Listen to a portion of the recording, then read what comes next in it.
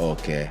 But when you find someone like, Canelo or Golovkin, it's a different kettle of fish, I have to lean towards Canelo.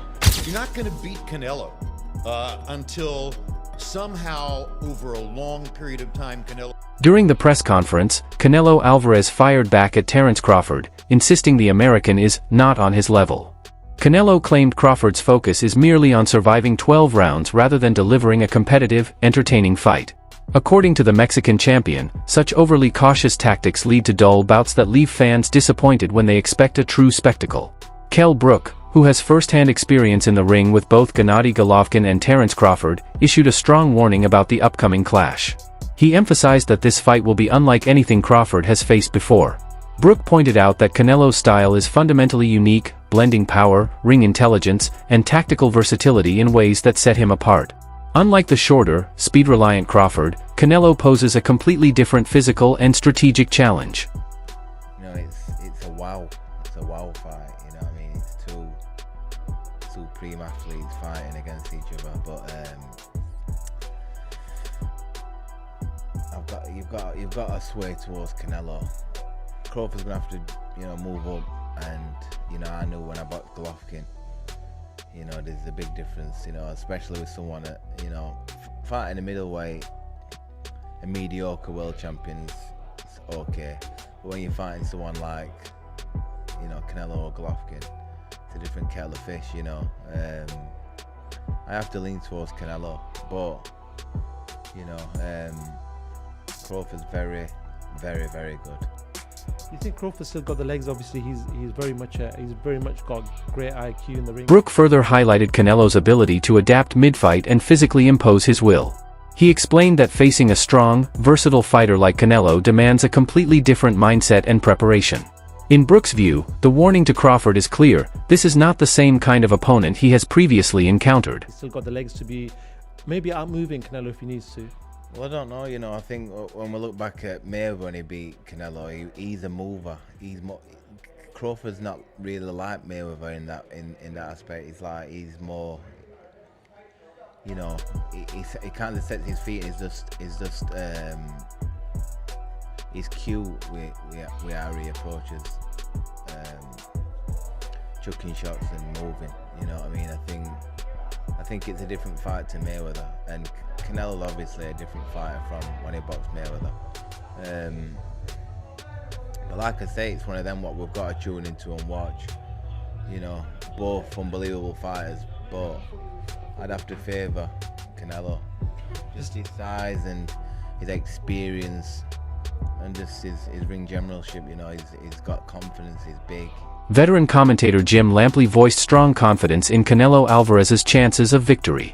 While acknowledging Crawford's extraordinary talent and record, Lampley argued that Canelo's experience, physicality, and mental toughness make him the more dangerous man in this matchup. Lampley pointed out that Canelo's history of competing against, and beating, top-tier fighters across multiple weight divisions gives him a decisive edge. His exceptional ring IQ and ability to control both pace and positioning allow him to dictate the rhythm of a fight, a skill Lampley sees as crucial here.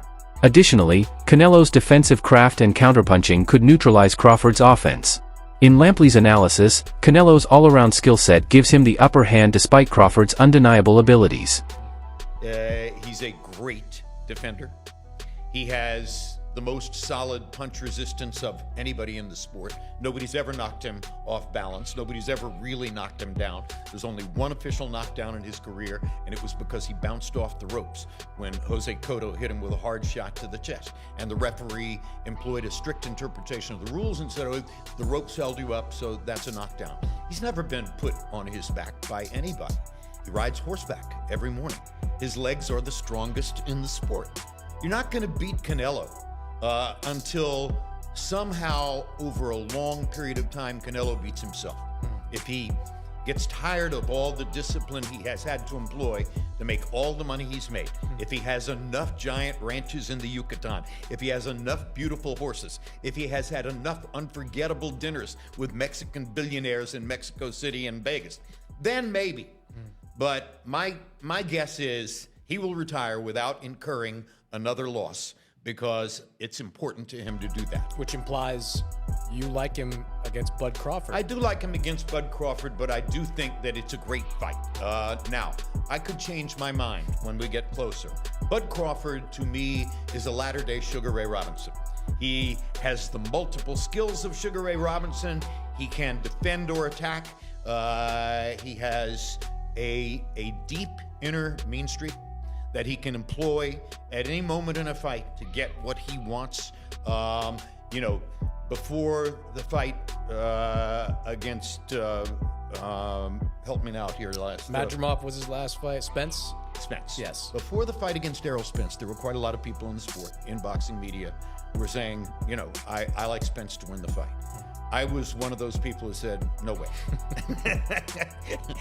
Errol Spence doesn't have the depth. Terence Crawford's career leaves no doubt about his elite talent. He has showcased exceptional skill, power, and adaptability, earning his place among boxing's best. Yet there remains a paradox in how he is perceived by the public. Inside boxing circles, Crawford's technical brilliance and tactical mastery are widely respected. However, the general audience often overlooks these qualities in favor of more aggressive, highlight reel styles. Crawford's methodical approach, built on calculated precision, sharp counters, and strategic pressure, may win fights, but it doesn't always deliver the explosive action that casual fans crave. As a result, many spectators fail to fully appreciate the depth of his skill set. Crawford, on the other hand, he has been walking down his fighters, and people don't see that but me. For some reason, when I had that tape, people were screaming cat. And it's like David Evanesian, Errol Spence, Sean Porter, Gamboa, a Mean Machine. Even against Madrimov, the way he won the fight was by fighting. It wasn't Floyd Mayweather sticking. This guy has been too athletically gifted, and I mean explosive, hard punching, and too strong for his ops. When he's in orthodox, he boxes more. When he switches, he becomes a puncher. And now he's coming out southpaw. He ends you. He is not, you gotta watch him fight. He does do athletic things where his hands and his feet work together, and he catches you for sure.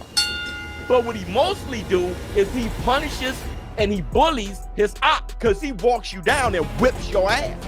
Boxing analyst Brian "Bomac" McIntyre offered a contrasting viewpoint, acknowledging Canelo's immense talent but arguing that Crawford's superior technical skills could tip the scales. Bomac believes Crawford's precision, speed, and ring generalship give him a tactical advantage. He also pointed to Crawford's unwavering motivation and intense preparation ahead of this fight, noting that he has always shown razor-sharp focus when it matters most. Bomac argued that if Crawford executes his game plan effectively, his strategic discipline and refined skill set could overcome Canelo's power and experience, making this bout a chess match rather than a pure slugfest. Canelo Alvarez. It was interesting to see the comments from Canelo and how he sort of assessed Bud Crawford's career. I almost feel after the Spence fight that was like an exclamation point on everything he's done, maybe from the critics who never gave him credit, but it almost seems like Canelo was downplaying his achievements. What do you make of that? Is that to build a fight? Because it sells itself. Well, I'm gonna tell you like this. I think Crawford rebuttal was everybody always say he hasn't fought nobody, or everybody that he fought was a no-name. But I'm gonna tell you like this: what Crawford said, well, they was something until Crawford fought him. So obviously he's doing a great job because he's making everybody look normal. Not everyone, like when they go against Canelo, I don't think there's anyone else in boxing who you would ask and say this is a possible task for, but for Crawford, because of his pound-for-pound abilities, and apparently no rehydration clause. Am I hearing that right? He wants full smoke at that weight. Let's go, man.